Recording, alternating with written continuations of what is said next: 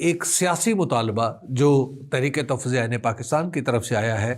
اس کا ایک رسمی جواب ہے۔ اس طرف سے زوردار طریقے سے کہا گیا ہے السلام علیکم، اور وزیر اعظم نے بامر مجبوری سر ہلا کے کہا ہے وعلیکم السلام، لیکن اس وعلیکم السلام سے یعنی مذاکرات کی اس پیشکش سے ہی ان کی کمزوری صاف اور واضح ہے۔ اس کے ساتھ ساتھ ہمیں یہ بات بھی ذہن میں رکھنی چاہیے کہ وزیر اعظم شہباز شریف کے بارے میں یہ تاثر اب پختہ ہو چکا ہے کہ وہ اپنے فیصلے خود نہیں کرتے۔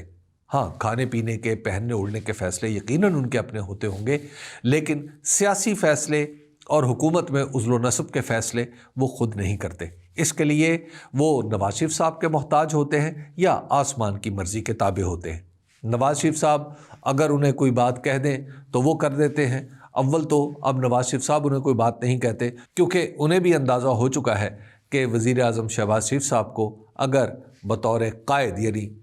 پاکستان مسلم لیگ نون کے قائد کے نواز شریف صاحب کو حکم دیں گے تو شاید شہباز شریف صاحب کو ماننے میں تامل ہوگا، اور اس کی وجوہات کئی ہیں، لیکن سب سے بڑی وجہ آسمان ہے۔ ان کے علاوہ پاکستان مسلم لیگ نون کی اتحادی جماعت پاکستان پیپلز پارٹی کے لوگ بھی آف دا ریکارڈ یہی بتاتے ہیں کہ جب بھی وہ وزیر اعظم سے ملاقات کرتے ہیں تو انہیں اس بات کا احساس ہوتا ہے کہ وزیر اعظم کوئی کام کرنے کی حامی اس وقت تک نہیں بھرتے جب تک انہیں آسمان کی مرضی معلوم نہ ہو چکی ہو۔ تو لہٰذا یہ تو ہو گئی شہباز شریف صاحب کی بات۔ دوسری طرف خود حکومت کے اندر جو عناصر بیٹھے ہیں ان کے بیانات اگر آپ دیکھیں تو ان سے بھی پتہ چلتا ہے کہ مذاکرات کی یہ پیشکش محض خالی ہے،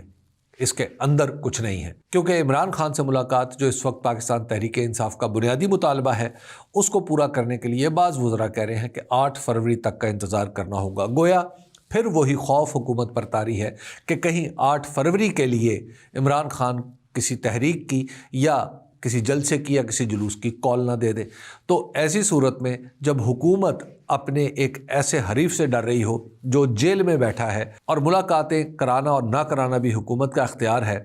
پھر بھی اگر اتنا خوف عمران خان کا حکومت کے اوپر قائم ہو چکا ہے تو اس صورت میں بھی اندازہ کیا جا سکتا ہے کہ مذاکرات کی یہ پیشکش دراصل پیشکش نہیں، محض ایک رسمی کارروائی ہے۔ اس پس منظر میں یہ سوچنا کہ وزیر اعظم واقعی مذاکرات کے ذریعے معاملات کو آگے بڑھانا چاہتے ہیں تو مناسب نہیں ہوگا، اور اس کی بنیادی وجہ وہی ہے کہ کیا وزیر اعظم شہباز شریف اپنی مرضی سے کچھ کرنے کی صلاحیت رکھتے ہیں یا نہیں؟ اس کا جواب ہم سب کو معلوم ہے۔ اس لیے وزیر اعظم صاحب کی مذاکرات کی یہ پیشکش ایک وقتی شوشے کے طور پر تو گفتگو کا موضوع بن سکتی ہے، اس کے سوا یہ کچھ نہیں۔